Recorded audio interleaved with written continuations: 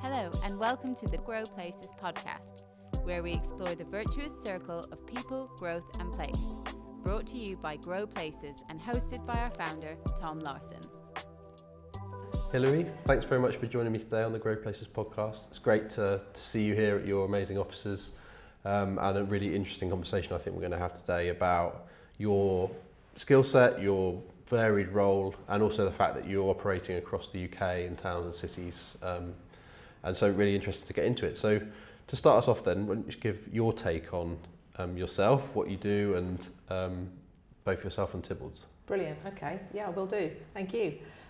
So Hilary Satchwell, I'm an architect by background, but I've been an urban designer for a very, very, very long time. But urban designer is a very broad field of what that means. So I'm really interested in any part of planning and design and how we make places that we can think about. I'm often thinking at the very early stages of projects, so how we set up projects well, how we write briefs, how we do strategies, how we plan places, what should be in them, how we make the mix. And from a Tibbalds point of view, we always say that our focus is on people-friendly places, but we're trying to think about is if you were planning anything and putting people at the heart of it, how would that cause you to do things differently? What would it make you think about? Increasingly, also, we have to think about people and planet, but I don't think you can separate the two really, because what's good for the planet is pretty much good for people, although it's not always true that what's good for people is good for the planet. So we do try to think about both of those things together a lot more specifically than we perhaps used to. Yeah, and so building your business, which I think that has always come across in your culture as a business. So putting the people, the person at the centre, what does that actually mean then in practice for what we do? I mean, a really good example of that is a project we're working on at the moment, which is large-scale housing growth on the edge of a city. We're thinking about just literally planning the journeys of different people in that city. So how would they move about? Where would they go? Who would live there? How do we try and make sure that we've got a really varied set of people living there? And actually having conversations about specific people really helps you do that. So you're not thinking about generic everybody, you're thinking, what if this young girl, how would she get to school? How do we make it so her journey feels safe and that her parents let her do it? How do we think about the older person? What if someone in her family lived nearby? And how would we need to plan all of that to work? So thinking really specifically about people's needs, not everybody, but as different types of groups of people that we can think about really helps us to get into that. And to make sure we don't just have sort of generic anyone conversations, that we are thinking specifically about how different people might feel and behave and be able to work, live, and to be interested in the place that they spend time. Yeah, really, really interesting. And how do you go about that process, maybe internally as well as externally? Because we talk in our industry sometimes about whether it's personas or whether it's stakeholder mapping and this kind of language, which is actually really like positive, I think, that people are engaging in that way. But also, we don't ever want to kind of stereotype, do we? We want to kind of get out and understand what the real people in those specific neighbourhoods are doing. So there's kind of the theoretical and then the actual. So how do you actually deal with that yourselves? I think that's a really good question. And I think there always has to be a combination of talking to people directly who might live nearby, who might be people who live on or around the site, or people who fit in different kind of focus or other groups that are kind of similar. So you do have to have lots of conversations with people. They don't always agree, they don't always like what you've got to say, but you do have to listen and you have to understand what's motivating people. Sometimes a lot of the concern from those conversations is about change and is about growth, and that's something that we need to, as a society, I think, have bigger conversations about. So there's a combination of that, but also it's really important that I don't think that my point of view is everyone else's point of view, and how I see things is not how everyone else sees things or feels things. So I've really just encouraged the team to, how do you feel and how do you think this would make other people feel, so that we are not trying to pretend how other people would be, but kind of use conversations we've had and use our understanding of getting out and having discussions with people to inform that. And just, being interested, being curious. I like the phrase about being curious. How do I know that? If that's how I think people would be, how do I know? Could I find another example of somewhere that's done something similar? How did that work? So really trying to dig into where things have worked well elsewhere, not just thinking that we've got some groundbreaking answer that just no one's ever thought of before. Yeah. And are there any examples maybe that come to mind from your experience about where maybe maybe that has enriched your process in sort of some senses, where you've gone out and you've spoken to people and you've kind of maybe not changed what you initially thought, but you've kind of validated it, or you've sort of moved the project on in slightly different directions? Does any examples always come to mind? change, actually. Conversations, I think, always lead to change, and if they're not, then you're not really listening, you're not really engaging, you're just kind of pretending to. Sometimes it's about the stage or the time is different. There's an example I probably talk about it quite a lot, where we worked on a project in Camden a long time ago now, probably like 15 years ago. It was a state regen project, and the brief was we had to work out where some additional blocks would be. We had to run a competition for architects and landscape architects, really great solution. We had to keep this ball court, and because the residents really, really wanted a ball court. And the problem was it was leading the blocks and the development to be in slightly the wrong place. And actually a resident came up with a really good idea, which is that they said, actually the blocks would be much better over there. And then we had a conversation with other residents where they said, we don't necessarily want that ball court, we just want there to always be a ball court. And those two conversations really freed up the idea to say, what we need is continuous provision of some kind of ball court so we can move it around, and then we can put the blocks in the places where they really need to be. So following what seemed to be the brief was leading us to an outcome that sort of didn't really work for everyone. So we had to question it. That whole conversation came at quite a tricky stage of the project because we were quite a long way through, and we all had to look at each other and say, can we really change this much at that point? And we all agreed that we could, and the client agreed that as well, which was brilliant, and it actually led to a much better project. A very award-winning project as well, which is very exciting. That's great, yeah. And it's it's a really, really good example of that, and something which I picked up on your website, just before this. You've touched on already, creating people-friendly places, but you talked about this notion of being between planning and urban design, and actually that's a really good example you've just given there, isn't it? Where you are, it's a fluid process, and so can you talk a little bit about that, sort of how you see your role as specialists? What are you specialists? Are you generalists? How do you define that? And then the different strands to your work, and why the sum is greater than the parts, if that makes sense. Yeah. It's a really interesting question because we are planners and urban designers, but we're also kind of design leaders, and we work in both strategic planning, detailed planning applications, outlines, all sorts of things. I think Tibbalds has always been a place where good design is indivisible from good planning, which is an old thing that used to be in a bit of planning policy millions of years ago. And you almost can't have a conversation about good planning without understanding the implications of that in terms of place. So you can't separate the two. And it's really hard, but I don't think I can even see the two as being unrelated to each other. So we will, sometimes we're master planners on a project, sometimes we're urban designers, sometimes we are leading the design team, but whichever that is, we're always thinking about place, and we're always thinking what are the processes that need to happen to do that. Sometimes we're doing all of those roles, so we're not precious about that. We've got specialists who do all of those different things, and then there's quite a few of us who kind of work across those areas quite a bit. So I just don't see them as divisible from each other. I've been at Tibbalds a very long time, 29 years, which is a very long time, but I maybe am institutionalised in terms of that's the only way I can see it. So I have to feel optimistic that we can solve both of them together, and that is the approach that we take. Yeah, and do you think that the environment is conducive to that way of working then in the UK?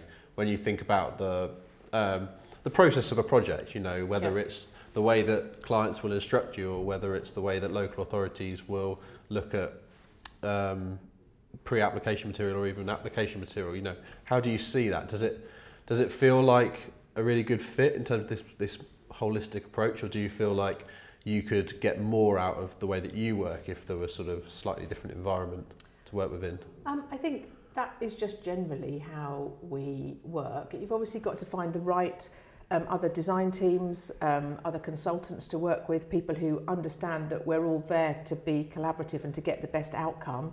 If people are very protective of like, well, I get to say this and you get to say that and we can't do this, then maybe that isn't necessarily the ideal situation. But I think we've all got to be focused on like, what's the outcome here? The outcome isn't, oh, here's a lovely planning document, or here's a design and access statement, or even here's a planning permission. The outcome is what that place feels like when it's delivered and how well it works. And if everyone, and by that I mean planning officers, architects, design teams, clients, if everyone feels that that's the aim, that that's what we're here for, then I think that approach fits well with that. Yeah. I mean, sometimes it takes people a while to work out, like, why is that planner having an opinion on my design? Who let them do that? Or why is that master planner having a say on this? But actually, if the objective is to get to the best outcome, and we are all respectful of each other, I think it can work well. I have good experience of it. Yeah, no, I completely agree personally. From our approach at Grow Places, that's absolutely the case. It's that everyone around the table has an equal voice, and you all try to input into that, and you create one team, whether it's a number of designers or whether it's socioeconomic consultants or other things. And I think the fact that you're kind of honing that offer within yourselves as well is really, really powerful. And I assume because you do work in, you know, across the UK, don't you? And you're not only within kind of core major cities, you're operating in towns, and you're operating on edge of settlements and in those kind of environments. And so do you see that kind of way, the Tibbalds way, if you want to call it that, applies in all those different types of scenarios? I really love learning from just like the idea of working in kind of on the edge of a small town or city versus then working in kind of central London. You learn so much from working at different scales, at different densities, in different places, and those things support and feed each other. I find that the richness of variety really interesting. Maybe I'm not one of those people who can kind of like repeatedly do the same things. Some people are very good at that. But bringing experience of one place and one process and the people you work with to other things, for me, is what makes the work really interesting. So keeping learning, but I just like places. I like, small towns. I like villages. I like cities. I just like places. I couldn't choose between them. Where do you live yourself then? I live in South East London, which I really like. Very green, South East London. Very accessible. Buses at the bottom of my road. Yeah. Train 5 minutes away. I spent a long time working out quite where. Trying different bits of London, and then 20 years ago found a particular bit of South East London that I love, and I'm not going anywhere anytime soon. Did you grow up in London as well, or? No, I grew up on the south coast in an island called Hayling Island, which has a bridge to the mainland and is sort of like a suburb on sea.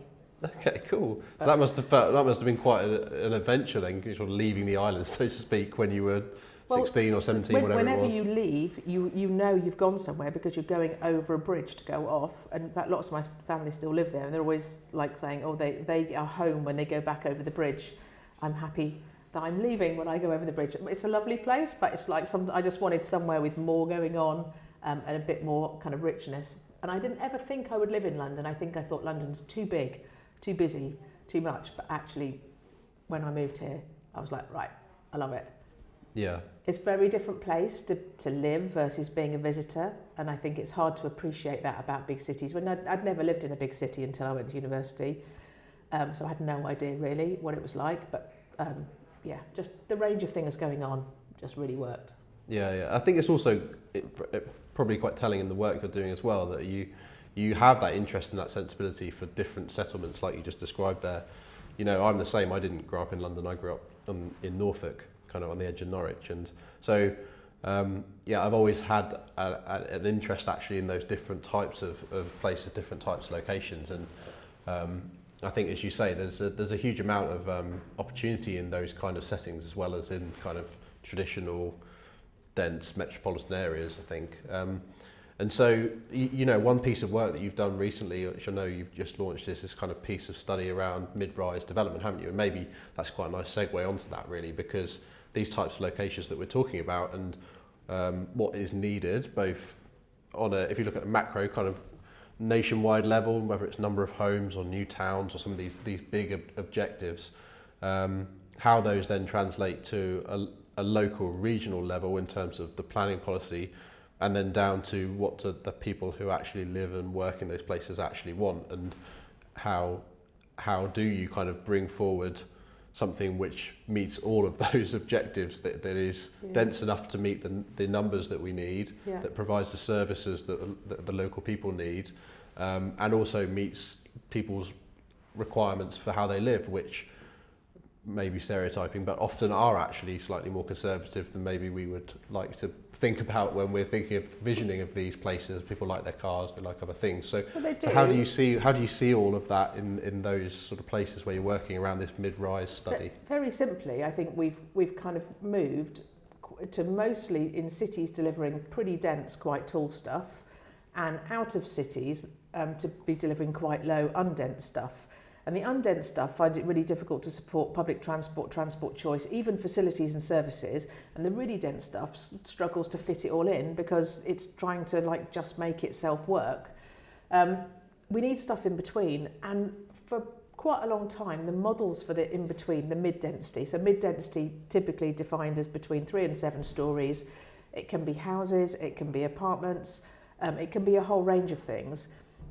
It's described as the missing middle. It is happening in some places, but it's not typically part of large-scale housing growth outside of cities. Big cities, because of the numbers of homes they need to deliver, it's generally, not always, but pushing out that kind of mid-density. But it's a scale and density people often are comfortable living at. If you think about the heart of most of our historic cities are at that scale. Most towns even are kind of at that scale. But it's very difficult for us to build now because it's kind of gets caught in, it's got both the accessibility rules it's got to follow, it's expensive, you've got lots of overlooking, you've got to provide external space, you've got lots of things it's got to do. It can be quite difficult to make it work. Even just the fire exit, the number of fire doors you have internally to make it all work, it's very complex, but it really adds something to our cities. So this piece of research that we've just published, it was undertaken a little while ago, but it starts to look at what the barriers are to delivering medium density. And it's not to say that the people who are delivering what they're delivering are wrong, but particularly one of the things is that there aren't enough people in the market delivering those medium density things because we're not prioritising it enough. We make a lot of planning rules that make it really difficult because it's not so easy to set the rules for. So often planners find it harder to know, is this an okay one or a terrible one or not one I should be thinking about? We don't often ask the market what they're looking for. We just say, well, the house builder said that they sell this, so therefore that's enough. But okay, that works for them. That doesn't mean it's all of the market. I think we've also got to particularly be thinking, what do younger generations need? What do younger people need?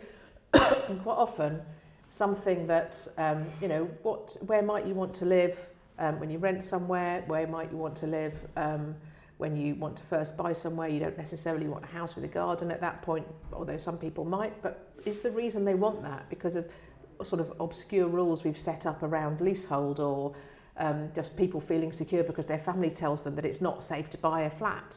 So we've got all of these unintended consequences that make it really hard to do the thing that actually gives us rich, vibrant, interesting and varied cities and towns. So the report gives us a number of ways through and the things we need to think about to try and make that work better. Yeah, no, it's fascinating, and it's an area of development that we're personally really interested in as well, because I think, as you say, there is a huge opportunity and need for us to densify those types of places. Greenfield sprawl, if you want to call it that, is okay in certain places, but there's a lot of opportunity to densify as well. And with that walkability and all those other benefits that kind of come with that. And I agree with you that,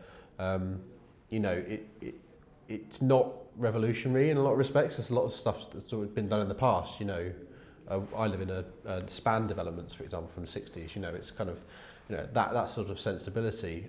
But it does feel very, very difficult on a number of levels that you've outlined to sort of deliver these things. And, there are interesting SMEs out there, whether it's Town or Igloo or a number of others who are doing things. So what would you say are like the key findings then, you think? How do we if that's the problem identified, how do we kind of go about solving some of this? I think so. Some of the things we talk about are to do with really understanding the market, thinking about who we need in that market to operate differently. So finding where the gap is and finding ways to support people who might be able to be developers and fill that gap. Some of them findings are around kind of planning rules. For example, overlooking distances can be very difficult. Parking requirements can be a real challenge in delivering medium density. But if you need really high parking requirements, your medium density, you possibly don't have very well located development if everyone feels they always need to drive everywhere. So maybe the location of the development is one of the kind of keys as well. We need variety in the places that we make. If we think about our existing towns and cities, they're really varied, and we need this just so that we're not delivering homogenous everywhere, all being the same. It just gives places more exciting and interesting. And we just need to really think about these things. It doesn't come out intentionally. No one says, we're making medium density really hard. No one has set that out as a policy or a strategy, but it's all these little rules and all these little ways that the market works and way planning works that just make it really difficult. We know, and it's been much published, that the number of SME developers has massively reduced over the past 20-25 years, and I've seen a whole series of strategies to try and bring them back in through planning or through different routes, but it's still very difficult. The cost of bringing things through planning, particularly for SMEs, particularly for medium density, is very high. So we've just got to decide, actually, is our priority that we get this variety, we get this missing middle, we get this mix, or is our priority that we don't? And I think we've got to recognise we have choices, and therefore we can think about what we want to make, what we want to happen. Yeah, that's very well said. So where do you think we are then on those choices at the moment? Which way are we going? Well, there's some interesting stuff in the new planning practice guidance document, which the government has recently is consulting on alongside the draft NPPF, which does talk about the benefits of increasing densities and we're almost more back to the kind of compact city, compact town approach, not high density, but medium densities. So we're definitely seeing publications and other documents supporting the benefits of increasing densities, but we've got to release those other levers that make that very hard to happen. So I think there is a change. There is a realisation and just seeing that it's something that we need to be doing, and not just that we can't just leave it to see what happens. Mm-hmm. I think that's what has been happening, and that hasn't left us with very varied places. Yeah, no, I completely agree, and I do think we are completely stifled, to be honest, at the moment in terms of delivering some of these really, really people-centred, optimistic, models which aren't actually revolutionary, as we've said. In a positive sense, they're not. They're proven, but they really do improve people's quality of life, and they improve social fabric and community. And you mentioned a couple of things there, like the overlooking thing is an obvious one. You walk around places in London, and you just have to look out the window today, and you couldn't build these places today, and they are some of the best places. I always use like Seven Dials as an example of that. Yeah. It's one of the most magical places in London. You couldn't build it because of the way the regulations work. And then equally, when we obviously do a lot of core high density locations as well, and you're getting a perverse scenario at the moment where, because of the fire regs, people are actually building under density. Yeah. So people are building 6 stories, 18 metres, when actually in planning and townscape terms and infrastructure terms, you probably should build 20.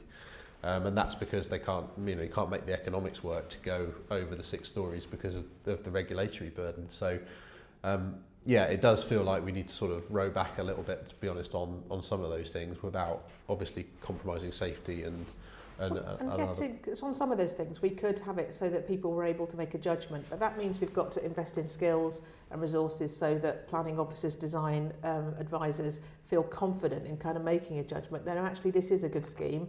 This does do things slightly differently, but on balance we think it's doing a good thing. So I think there is some flexibility that we could bring in, but we've got to be clear what the objective is, and if the objective is to bring some of that richness, the slightly high density back to places, then let's just be clear that that's a priority. Yeah, totally. And obviously housing is a core priority, if not the core priority, I think, for anyone working in our sector. But it's not just about homes, is it? It's about daily life, it's about places, it's about community infrastructure, social infrastructure, places to work, everything that supports modern life in a locale. So how do you see that in your work? So, I guess the terminology would be kind of residential led, but it's kind of about the place, isn't it? Yeah, I think it can't be housing at all costs. I do agree that we've got to think about how we're providing housing, and that people have a right to live somewhere, but it's so complicated. The whole housing affordability crisis is a real challenge, but we've got to think, how do we make places that have got more in it? Who are the small scale specialists, the smaller developers that we need to be delivering centres? It's not necessarily kind of a house builder's job or expertise to be building things that are not housing, that are mixed uses. There are some good examples, but there's plenty where they just find it really difficult to make work. So let's make space for those specialists who can create a market, who can think about meanwhile activities and bring in different things. So I want us to be clearer. Alongside housing, maybe the housing targets that everyone has, there should also be kind of like culture or social interaction or sociability targets as well. So we're not just saying, oh, it's housing, and if the other stuff comes as a bonus. It can't be a bonus. It's got to be part of what we want to deliver. And I think that prioritisation of what we want has got to be a bigger discussion, something that we're all talking about more, so that we aren't left in the position where it's possible to deliver housing and someone says, oh, well, sorry, I just couldn't make that work. Yeah, and it does feel like, we should really be in a position now where this is front and centre and it is getting attention. We've talked quite a lot about your work at Tibbalds and the research pieces you're doing, but I know you're also, you're a mayor's design advocate, you're involved in some of these bigger advisory roles and discussions. So is there anything that you can share from those forums about how, I wouldn't go as far as lobbying, but how this kind of sort of story is filtering up the chain, so to speak? Yeah, there's been a really interesting debate and discussion recently on the back of the MPPF draft being published around, for example, who places are for, generally around kind of inclusion or planning for different groups, and there's a whole discussion. So children really are mentioned for the first time in this document, on the back of a couple of years' work by a number of really interesting people, lots of good discussion, and actually children are now mentioned and play is valued. Hurrah. But now who else is missing from this list? There's been quite a bit of criticism. There's no direct discussion about, say, violence against women and girls. It's a national strategy, but it's not mentioned in our national planning document. And this is really thinking about safety, but it's also thinking about inclusion. One of the other things I do, I'm involved in a group called Part W, where we advocate for really just gender equity, but starting to get people to think a little bit differently about why some things work and why some things don't work. And our current campaign is called Built Barriers, where we're trying to understand what the barriers are to women feeling that they are part of the world and that the world is for them. This could be applied to lots of different groups. That just happens to be the particular lens we're looking at. And it's absolutely not in an exclusionary way, because what we're finding is that if you really think and focus on the needs of one particular group, in this case women, then what it tells you is things that are useful for lots of other groups. Our Built Barriers campaigns particularly looked at safety as the thing that comes out most key, lighting, what it feels like to go running in a park. Should you be there? Does everyone tell you not to be there? Some of the things you might feel okay about, but society tells you, no, you can't do that, that's not safe. So the way places influence our behaviours, but society influences our behaviours, I'm kind of in a roundabout way getting back to the point.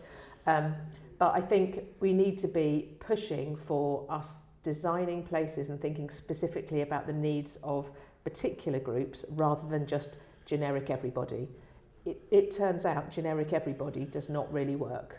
Generic everybody does not lead to places that work for very many people at all. It's too easy to just make things that kind of actually aren't specific enough to meet either children's needs, older people's needs, young adults' needs, women's needs. Actually, almost everyone can be thought about in that way. So generic everyone is the kind of like, we need to chuck that out and be like, who are we planning for and how do we know that's going to work? There's lots of great guidance out there. Let's use it, look at it and understand. Yeah, that was where I was going to go, because we've had Lucy Musgrave on this podcast as well in the past, and I know she's very active in this space, writing guidance and so on. And so where you've kind of answered it there, but I was going to ask, where do you think this sits? Because there's policy, there's guidance, and then there's practice, isn't there? There's actually, and linking to the conversations we've had, there is an argument to say that we can be too top heavy on terms of policy and requirements and maybe not sort of thoughtful enough in terms of what are we actually kind of proposing, and then the judgment that comes through experienced planning officers and experienced teams and shared sets of values and vision to then go, okay, no, this is what we think is right for this place. So how do you see that balance? And I think, particularly, I think it's happened even more now than it used to be. Over time, people have become more like, oh, well, if the government says this, then that's what I must do and I must think. I don't think it used to be quite like that, or maybe I just wasn't aware of it at the time. But I think if we just say things, then people will think and have that conversation. An example of where it could work well, so I did quite a lot of design review, been involved in design review panels for a long time. One of the panels I've done has in its criteria for the questions for the panel is about safety and violence against women and girls.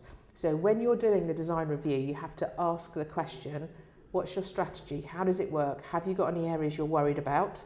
How will you deal with it in lighting? And it is transformative in the conversation, because you could so easily not talk about that rubbishy corner where you haven't really solved how it worked, or the fire officer made your door open outwards and you have a big indent and you can see that actually it's just not a great space. You've got to find a different way of solving that problem if you have that lens in the questions.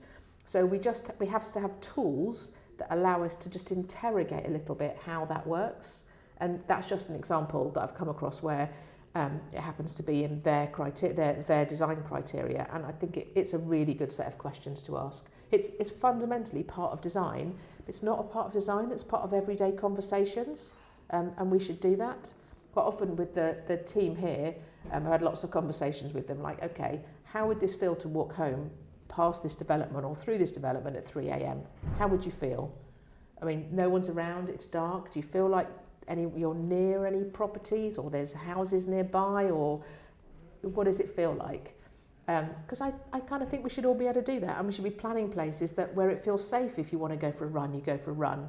But we seem to think that's too much, that people should be planned for in that way. But why not? Yeah, no, I tend to agree, and I think, as you say, the best projects and the best teams and practitioners should be thinking about these things as a matter of course, but that's not in any way to say that we don't need the guidance and the policies in place, because I think we have to do that to signal to what, where these issues are like coming up for different aspects of society and different groups, and I think that's the only way, is to kind of put some kind of formal guidance or some kind of sort of acknowledgement around those things, and then the onus then falls down, as you say, through the process. I think actually we have more than enough sort of procedural steps, whether it's quality review panels or other things, to allow for really good places and projects to come forward. I don't think it's about that necessarily. I think it's then just about actually everyone sort of coming forward with that right mindset, from clients down through the teams to address these things. The good clients will ask those questions. The good design teams will already talk about it. The good planning officers will think about these things, but everyone's got a lot to do. Yeah. So I'd be really interested in thinking about whether we should be planning and writing project briefs to talk about emotions in buildings. How do you want people to feel? Do you want people to feel safe? Do you want people to feel comfortable, excited, energised, joyful? What is it you want your project to make people feel? It might not be the same everywhere, but imagine if we wrote project briefs differently so that that's what we wanted it to do. You're describing to your team, how do you create this? And then it's their job to work out how to solve it, which would be a really fantastic brief to get and to think about how you would respond to that. Yeah, completely. I completely agree. And I think that just that openness and allowing space for conversation and space for people to kind of, you know, within a project team to feel their way through a project and to think about things in a much more human way, putting people at the centre, as you kind of said earlier, I think is really, really, it would be really valuable to do. I think so. Maybe we can try and do that together at some point. Would be no, exactly. Yeah. Because if you think about other industries like user experience, other things are much more front and centre of the process than they are in what we do. And I think, yeah, we do need to continually work towards that, I think, in what we do. And so you get really passionate when you talk about these things, particularly I think when you talk about people at the centre and emotion. Do you have a sense in yourself where that kind of comes from, like why you're doing what you're doing, what gets you out of bed in the morning? I'm just a bit of an enthusiast, really. I love the way cities and places and towns makes me feel. I don't quite know where it comes from, really. I just like going to places, I like talking to people, and I just get very interested in things. I think my family all wish maybe I could just like not be quite so interested in everything sometimes, but I just am, like, the built environment is all around us. You can pretty much never escape it, and so you're like in an experiment or in a kind of an understanding of how things, what options or what choices are out there at every minute of every day. And I guess that could feel like it's a bit too much, but it just is so rich and so interesting, and it's like precedents around every corner, like why is that like that, how did that work? And sometimes we don't think about it that directly, we just experience it, and you think, okay, why did I never cross the road there, or why do I do those things? So I really love the built environment. I just can't really quite explain where it came from, but I've been an enthusiast for a very long time. Yeah, so. Me too. And I think for a lot of those same reasons, and I just think it's so relevant to everything we do and we experience every day. And there is really that opportunity to improve things. I think, you know, it's tough, it's hard. Like, the industry is not easy, and things take a long time. But actually, you know, we are building things in physical places that hopefully will stand the test of time. And I think there's a huge amount that you can take from that personally, but also it's really valuable work, basically. Yeah, I think it also helps in this industry to be a bit of an optimist, because if we were all hyper-realistic about how long everything would take and how complex it would be, we might not get that far. So I think a little bit of optimism definitely helps. Optimism and curiosity. Optimism and curiosity. Yeah, those are two great things to start with. Yeah. Maybe we could design the built environment for that. I don't know how that would work, but it's a good question to think about. Hilary, thanks very much for your time today. It's been a pleasure. Brilliant. Thanks, Tom. Thank you for listening to the Grow Places podcast. For more information, visit growplaces.com and follow us at We Grow Places across all social channels. See you next time.